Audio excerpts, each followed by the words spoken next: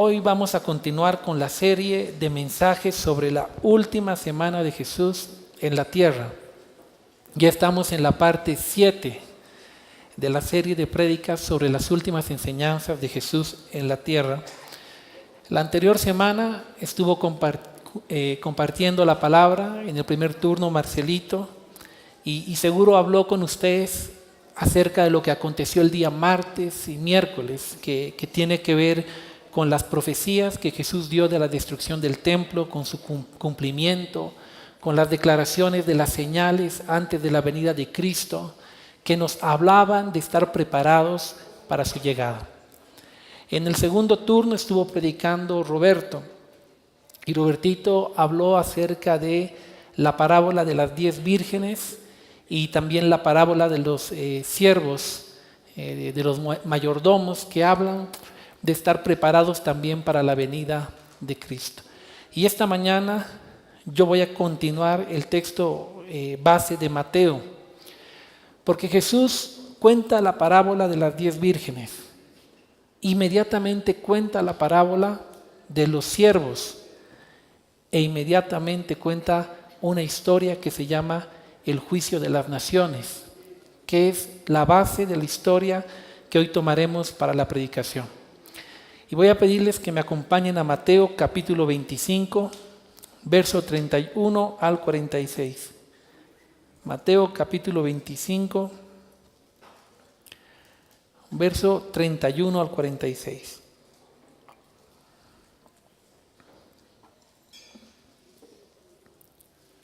Dice así: cuando el Hijo del Hombre venga en su gloria, y todos los santos ángeles con él, entonces se sentará en su trono de gloria, y serán reunidas delante de él todas las naciones, y apartará los unos de los otros, como aparta el pastor las ovejas de los cabritos.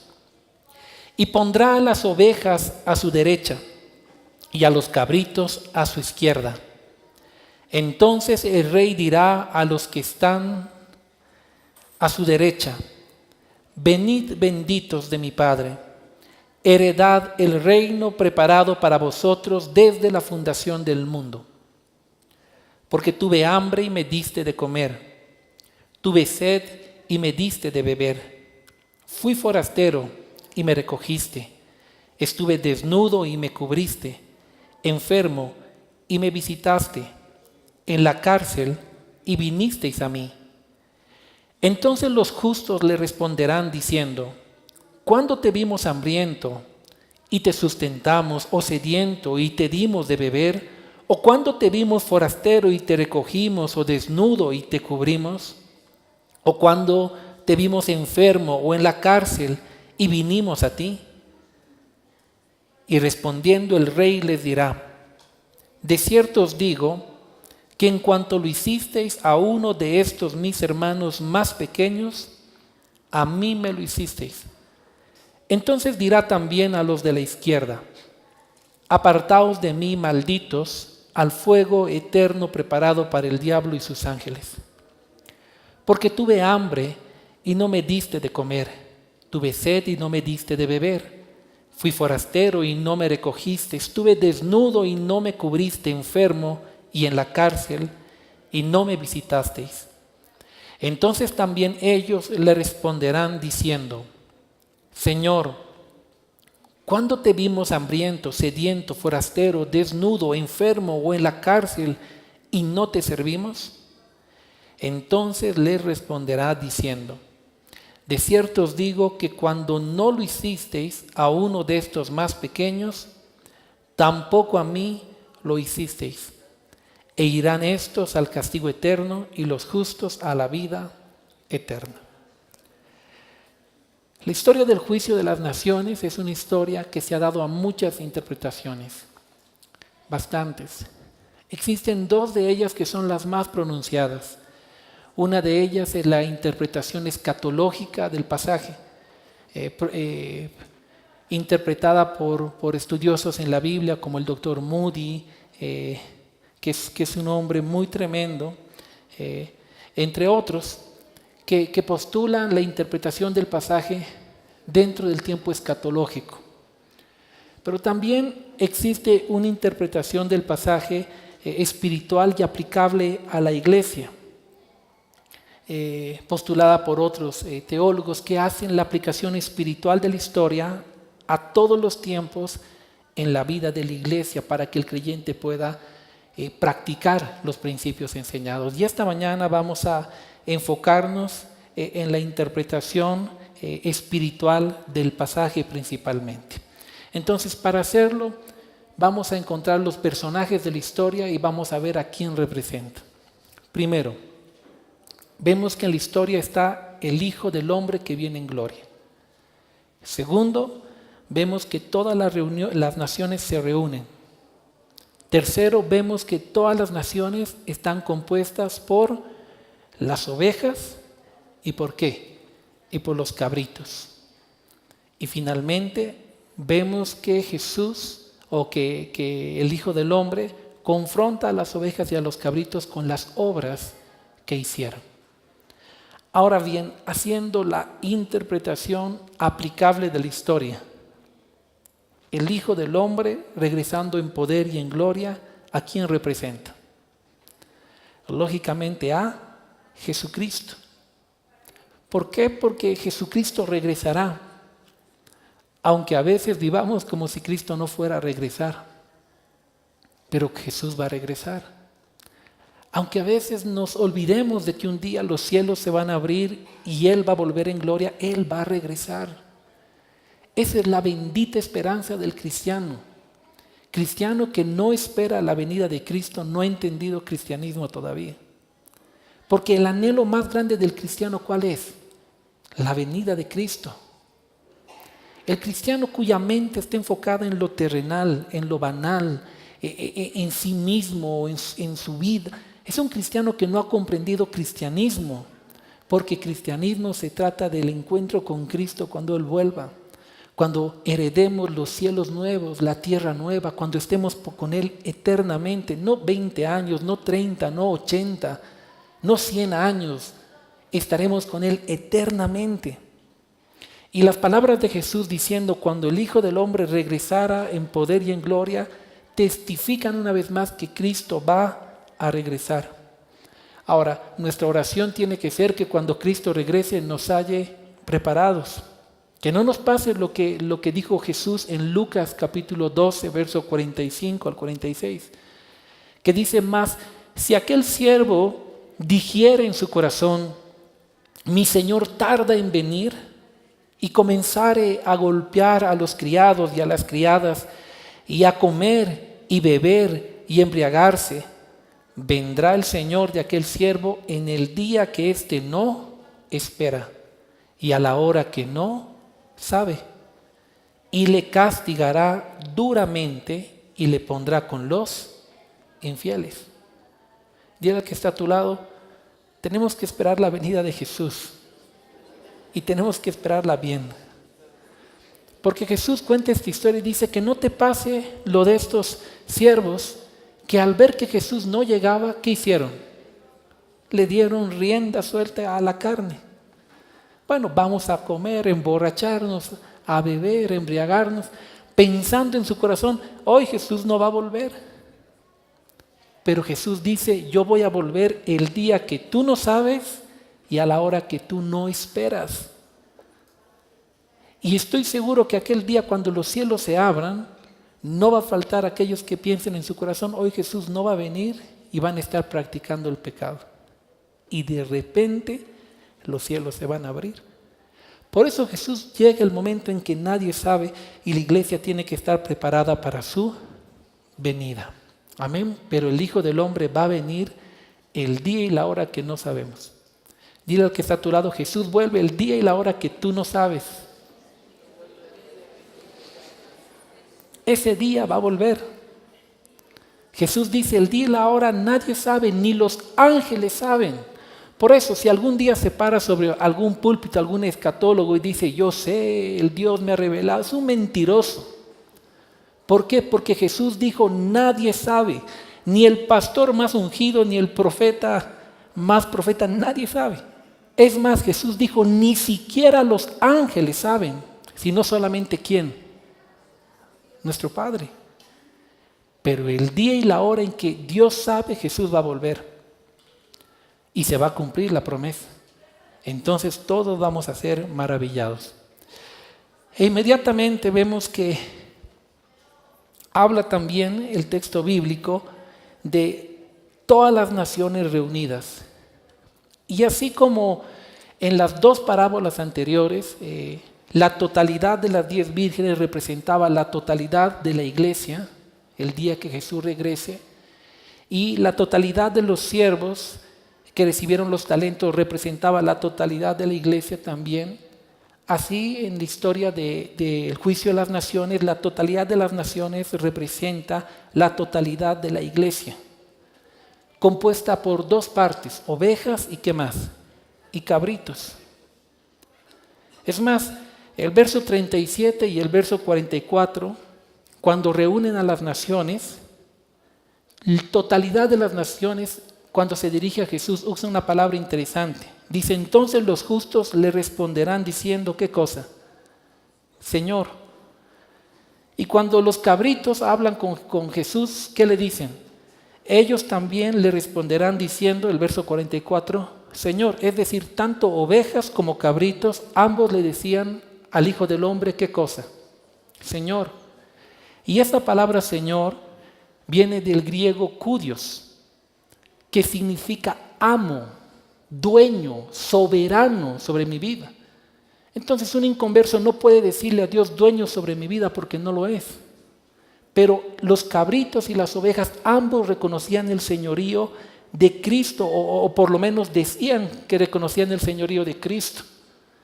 ¿Por qué digo esto? Porque Jesús en Mateo capítulo 7, verso 21 dice, no todo el que me dice kurios, es decir, Señor, Señor, entrará en el reino de los cielos, sino el que hace la voluntad de mi Padre que está en los cielos. Y eso se cumple claramente en el juicio de las naciones. Ambos grupos, ovejas y cabritos, ¿qué le dicen? Señor, amo. Pero el Señor separa a ambos en estos dos grupos. Entonces, entendemos que estas naciones representan la totalidad de la iglesia esparcida en las naciones de la tierra. En tercer lugar, están las ovejas y los cabritos, que representan el estado de la iglesia. Así como las 10 vírgenes, 5 de ellas las prudentes y 5 las insensatas, representaban el estado de la iglesia. Y como los siervos, de igual forma ahora las ovejas y los cabritos representan el estado de la iglesia. Y esa totalidad del estado de la iglesia en esta historia son ovejas y ¿qué más? Y son cabritos. Las ovejas son los que según esta historia dan frutos de misericordia. Las ovejas son los que dan esos frutos de misericordia y el pasaje habla de misericordia. ¿A quiénes? Al necesitado, al huérfano, al forastero, al hambriento, a todos ellos. Y esos frutos de misericordia representan los frutos que el cristiano verdadero debe producir. Los frutos que ponen en manifiesto que la fe del cristiano es real y es viva. Porque no puede existir una fe verdadera si no hay obras. Por otro lado, los cabritos son los que no dan frutos de misericordia. Y estos frutos, falta de frutos, representan la falta de frutos en todas las áreas y pone manifiesto que su fe en realidad es una fe muerta en sí misma. Tal como dijo Santiago en el capítulo 2, verso 17. Así también la fe, si no tiene obras, ¿qué es? Es muerta en sí misma.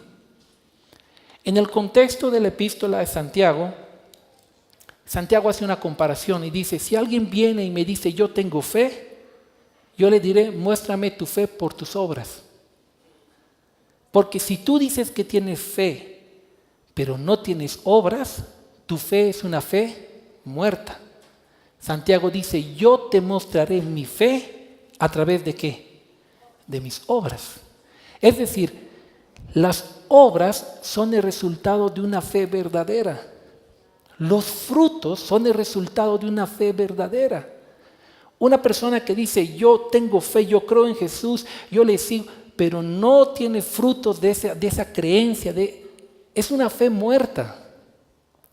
Los frutos son los que dicen si nuestra fe es real o no es real.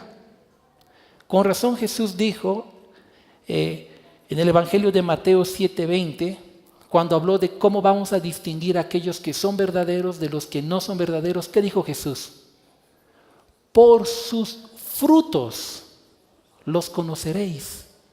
Porque un buen árbol no puede dar frutos malos y un árbol malo no puede dar frutos buenos, sino cada uno va a producir el fruto de lo que realmente es. Y Jesús dijo, por sus frutos los conoceréis. Por eso Santiago dice, ¿quieres saber si tienes fe? Esa fe tiene que venir acompañada de obras. Las obras no salvan a nadie, pero las obras testifican que tu fe es real. Si yo digo, yo creo en Jesús, pero no me arrepiento de mis pecados, mi fe es muerta. Sigo a Jesús, pero odio a mi prójimo, mi fe es muerta. Jesús es mi Señor, pero no le sirvo a mi Señor, mi fe es muerta. Soy pura palabras. Por eso las obras testifican que nuestra fe es real. Y cuando Jesús ve a la totalidad y separa las ovejas de los cabritos, las ovejas tenían frutos, tenían obras que testificaban que su fe era real. Mientras que los cabritos no tenían nada de obras. Y esa ausencia de obras declaraba que su fe no era real, tal como Santiago lo explicó. Y queridos amigos, un cristiano verdadero va a dar frutos verdaderos. Si es verdadero, sus frutos van a ser buenos. Serán como las vírgenes que tenían lámpara y aceite. Serán como los siervos que multiplicaron los talentos que el Señor les dio. Serán como las ovejas cuyos frutos serán notorios. Y todos esos frutos testifican que su fe es real y que son ovejas del rebaño. Pero por el contrario, el creyente nominal, el creyente cuya fe es superficial, pues no tendrá lámpara y aceite. Será como las 5 vírgenes que no tenían ni lámpara ni aceite. Serán como los mayordomos que ocultaron los talentos que el Señor les dio y fueron reprendidos. Serán como las cabras cuyas obras no existen de su fe. Y esos frutos declararán que su fe está muerta en sí misma y que son cabritos. Aunque ambos grupos le dirán, Señor. Sus obras declararán quién realmente es oveja y quién realmente es cabrito. Y la comparación que Jesús hace entre la oveja y el cabrito es preciosa. No sé si alguna vez se han puesto a comparar la oveja y el cabrito. Dile al que está a tu lado, ¿tú eres oveja o eres cabrito? Porque algo eres. Lobo no creo, porque ya te reprendemos. ¿Oveja o cabrito? ¿Frío o caliente? ¿Insensato o prudente? Las parábolas de Jesús son así. O blanco, o es lo uno o es lo otro. Y es interesante la comparación del creyente con la oveja, porque Jesús, ¿con quién se compara? Con el pastor. ¿Quién es el buen pastor? Jesucristo. ¿Quién es el príncipe de los pastores? Jesucristo. Y Él se compara como pastor y compara al creyente, al discípulo, ¿con qué? Con la oveja. Ahora, la oveja es interesante. Por ejemplo, la oveja, ¿qué hace? Se deja pastorear. Esa es una característica de la oveja. Donde ve el pastor, la oveja va, se deja pastorear. Así como los cristianos verdaderos se dejan pastorear. Las ovejas no comen cualquier cosa, sino únicamente los pastos verdes a donde su pastor los lleva, como el creyente verdadero. El creyente verdadero no es que anda picoteando de todo lado comida y de aquí, no, el creyente sabe que Dios le ha dado un pastor. Es más, dice que Jesús estableció 5 ministerios: apóstoles, profetas, maestros, evangelistas y ¿qué más? Y pastores. Y Hebreos dice que para cuidar el rebaño, ¿a quién ha puesto Dios? A los pastores, que son los que van a dar cuentas por el rebaño. El apóstol, el profeta, el evangelista, el maestro no van a dar cuentas. El que dará cuentas es el pastor, y Dios y Jesús, que es el buen pastor, pone pastores a su obra para que guíen, para que cuiden el rebaño. Y a esos pastores les da pastos verdes para que den a la iglesia. Y la oveja come los pastos verdes que sus pastores les dan, porque saben que provienen de Dios. Así como la ovejita va solamente a los pastos verdes donde su pastor va. No existe por naturaleza una oveja que el pastor le lleve a comer pastos verdes y diga: no, yo ya he comido ese pasto verde, yo ya harto he comido, no, allá yo quiero ir a comer con ese pastor de allá. No existe. Por naturaleza ellos van y comen ahí porque saben que esa comida es beneficiosa. El pastor los lleva según la temporada a diferentes tipos de pastos que van a ser buenos para la oveja. Y así es la oveja en el mundo natural, y se refleja a la oveja del mundo espiritual. Una oveja se deja guiar porque sabe que el pastor está velando por su vida. No es rebelde. Alguna vez vayan al campo y vean al pastor caminar con su cayado y las ovejas van detrás. No hay ovejas independientes. Por eso Jesús compara al cristiano con la oveja. La oveja se deja sanar cuando está herida. Es uno de los pocos animales que cuando se quiebran una pata o se lastiman, ¿qué hacen? Se dejan cargar por el pastor. Se dejan curar la patita, se dejan arreglar. No así otros animales que huyen. Y el cristiano es igual: cuando está herido, está lastimado, necesita restauración, busca a su pastor para ser restaurado, para ser sanado. La oveja también es productiva. Ustedes sabían que el 90% de todas las ovejas son fértiles. Desde el primer año de nacida una oveja ya puede multiplicarse a más ovejas. Qué interesante, ¿ah? Son productivas, producen leche, producen mantequilla, producen lana. Así como los cristianos son fructíferos. La oveja también se deja corregir con la vara y con el cayado. La vara para cuando se desvían, que es disciplina. El cayado para cuando necesitan ser rescatados. El cayado es la parte curva donde del cuellito jalan a la oveja cuando está siendo rescatados. No como una persona me dijo una vez, con la vara y sino con el cayado, me decía. No, el cayado es para rescatar, no es para golpear. La vara era para defender a la oveja de los ataques. Y la oveja se deja corregir. Y finalmente la oveja no se aparta del rebaño, ni tampoco anda escogiendo pastor. Donde nace se queda. Y sigue al pastor que ha sido puesto sobre ella. Así es la oveja, como el cristiano. Pero el cabrito es un mundo aparte. Estudien la vida del cabrito.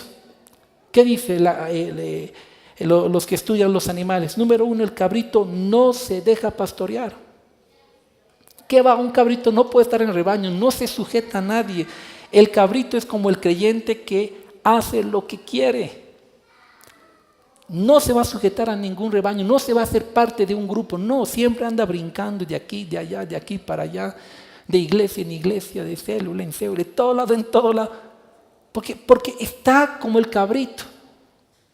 El cabrito come lo que quiere y donde quiere.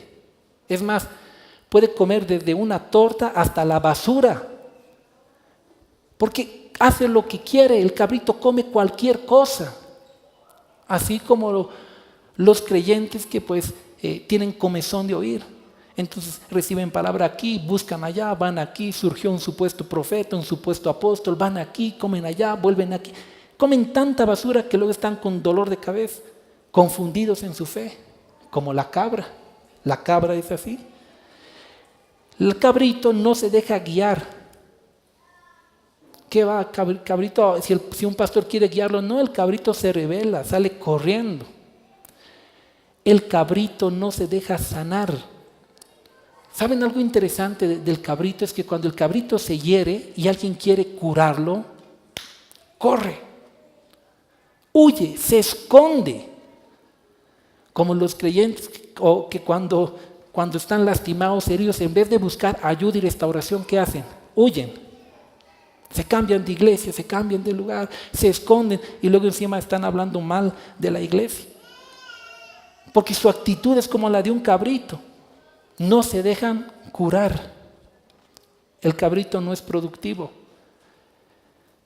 Se multiplica dependiendo el clima y la temporada.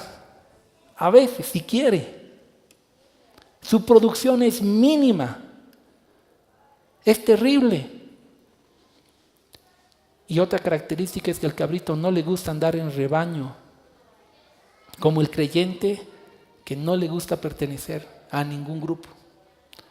Es interesante, pero aquel día el Señor va a separar a la iglesia como separa el pastor las ovejas de los cabritos. La pregunta es, aquel día, ¿qué serás tú? ¿Serás oveja o serás cabrito? ¿Con quién te identificas más? ¿Con la oveja o con el cabrito? Tu fe es tan fuerte que produce obras que testifican, eres como una oveja. Tus características de cristiano es como los de la oveja, eres oveja. Pero existen muchos cabritos queriendo ser ovejas o aparentando ser ovejas. Muchos cabritos que dicen, Señor, Señor, y el Señor les dirá, apártate de mí, porque yo no te conozco. Porque saben una cosa, nosotros podemos tratar de engañar a todo el mundo. Podemos tratar de mostrarnos espirituales, superiores a los demás. Pero Dios sabe el tipo de esposo que eres. Dios sabe el tipo de mujer que eres. Dios sabe los pensamientos de tu corazón. Dios sabe si tu servicio es el mismo aquí en la iglesia y en la calle. Dios sabe si cuando te ven eres un buen hermano que abraza al pobre y cuando estás solo desprecias, peleas, gritas, reniegas, menosprecias. Dios conoce lo que el hombre no conoce. Por eso es que hay muchos que dicen Señor, Señor, pero el Señor va a saber, llegado el momento, quién es oveja y quién es cabrito. Y al Señor nadie lo va a poder engañar. Es más, cuando Jesús habla de esa declaración, dice, muchos le dirán, Señor, en tu nombre yo he hecho esto y he hecho aquello. ¿Y qué les dirá el Señor? Apártate, hacedor de maldad, porque yo no te conocí. Entonces nosotros tenemos que pensar en esto. Aquel día cuando el Hijo del Hombre venga en gloria, ¿dónde estaremos? ¿En el grupo de las ovejas o de los cabritos? Porque un día se sabrá si somos ovejas o si somos cabritos.